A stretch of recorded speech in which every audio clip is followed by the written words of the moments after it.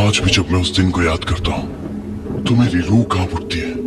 समझ नहीं आता कि जो भी मैंने देखा क्या वो सच था या फिर कोई भ्रम। क्या आप भूत प्रेत पर विश्वास रखते हैं? अगर 10 साल पहले यही सवाल आप मुझसे करते तो मेरा जवाब ना होता। मगर उस रात मैं अपने एक दोस्त की शादी को अटेंड करने गांव जा रहा था। बस कंडक्टर को जब मैंने गांव का नाम बताया वो थोड़ा चौंक सा गया और मेरी तरफ अजीब नजरों से देखने लगा। उसने मुझसे कहा कि ये गाड़ी उस रास्ते नहीं जाती क्योंकि बारिश की वजह से वो रास्ता बंद हो चुका है और अगले स्टॉप पर उतर के मुझे पैदल जाना पड़ेगा। मेरे पास और कोई रास्ता नहीं था, सो मैंने टिकट ले लिया। रास्ता बड़ा ही लंबा था, सो मैं थोड़ी देर के लिए सो गया। लगभग रात के 10 बजे गाड़ी उस स्टॉप पर पहुंची और मैं बस से उतरने लगा, लेकिन तभी बस कंडक्टर ने मुझे रोका। वो मुझे वहां पर ना उतरने की विनती करने लगा। उसके कहे अनुसार वो रास्ता बड़ा ही निर्जन था, लेकिन पहले ही मुझे बहुत देर हो चुकी थी, इसलिए कंडक्टर को धन्यवाद देते हुए मैं बस से नीचे उतर गया। मैंने मुड़कर देखा तो कंडक्टर अभी भी मेरी तरफ देख रहा था, मानो जैसे उसे मेरी बड़ी चिंता हो रही थी।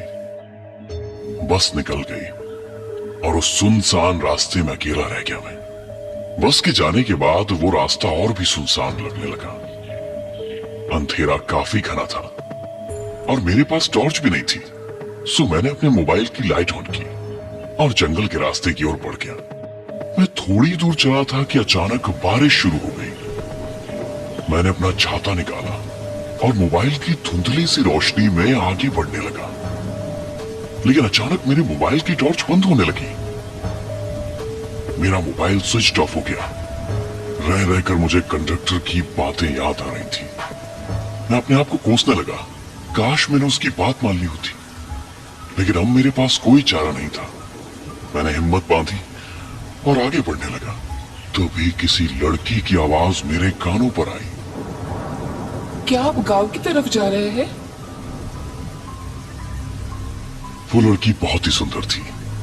उसके बाजू में एक बूढ़ा सा आदमी हाथ में लालटेन लिए हुए खड़ा था। मैंने उसकी आंखों में देखा और मैं एकदम सहम सा गया। उसकी आंखें मुझे बड़ी अजीब ढंग से घूर रही थी।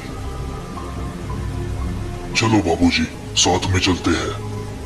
बिना कुछ कहे मैं उनके साथ चलने लगा। मुझे एक बात बड़ी अजीब लगी।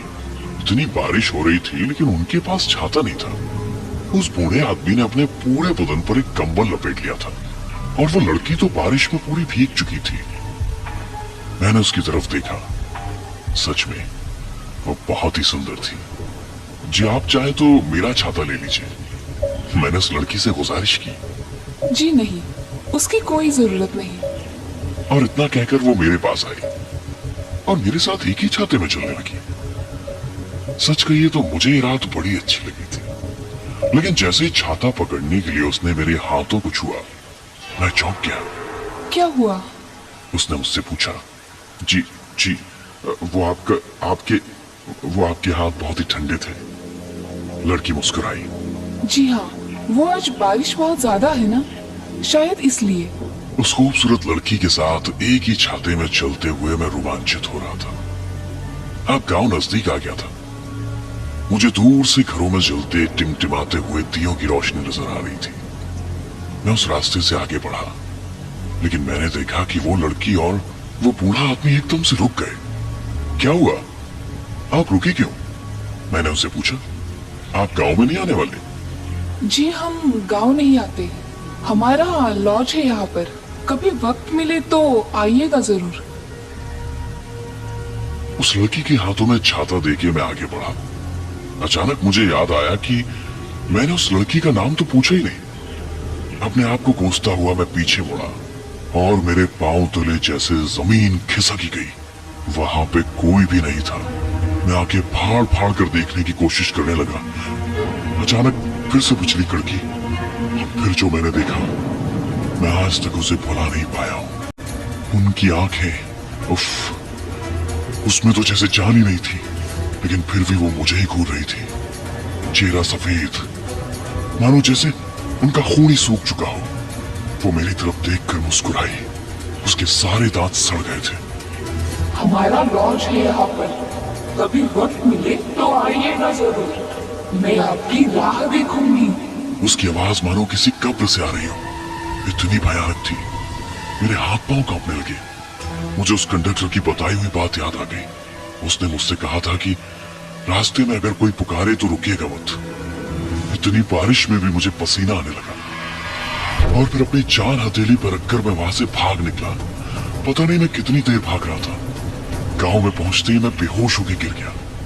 उसके बाद क्या हुआ मुझे नहीं पता, लेकिन 2 दिन बाद मुझे होश आया। तब मेरे दोस्त ने मुझे बताया कि पिछले 2 दिन से मुझे तेज बुखार था और मैं अपनी बेहोशी में अजीब अजीब बातें बड़बड़ा रहा था। मैंने अपने दोस्त को उस रात क्या हुआ वो सब बात बताई, जिसे सुनकर मेरा दोस्त भी घबरा गया। उसने मुझसे उस गांव में घटी हुई एक हकीकत बताई, जिसे सुनकर मेरे रोंगटे खड़े हो गए। वो कहानी कुछ इस प्रकार थी। उसी गांव में एक लॉज था, जिसे एक बूढ़ा आदमी और उसकी नातिन दोनों मिलकर चलाया करते थे। कुछ साल पहले शहर से कोई लड़का उन दोनों के लॉज पर रहने के लिए आया था। वो दोनों एक दूसरे से प्यार करने लगे। लड़के ने लड़की से शादी का वादा किया और फिर वो शहर चला गया। वो लड़की उसके लौटने के इंतजार की राह देखने लगी, मगर वो लड़का लौटकर कभी नहीं आया। गांव के लोग अब उस लड़की का मजाक उड़ाने लगे, उसे तंग करने लगे। उनका लॉज बंद हो गया। वो बूढ़ा आदमी और लड़की दोनों ही अब अकेले पड़ गए। लड़की का हाल तो बहुत ही बुरा था। वो पागलों जैसे बर्ताव करने लगी थी। उस बूढ़े से अपनी नातिन का ये हाल बर्दाश्त नहीं हुआ। एक रात को दोनों जंगल की तरफ निकल पड़े और एक पेड़ से लटककर उन दोनों ने आत्महत्या कर ली। उस तूफानी रात में मैं जिस लड़की और उस बूढ़े आदमी से मिला, ये वही लोग थे। आज भी जब मुझे वो तूफानी रात याद आती है तो मैं चैन से नहीं सो पाता। अब आप ही बताइए, उस रात जो भी मैंने देखा या फिर महसूस किया, वो सच था या फिर मेरा भ्रम? आपको क्या लगता है, क्या भूत प्रेत सच में होते हैं?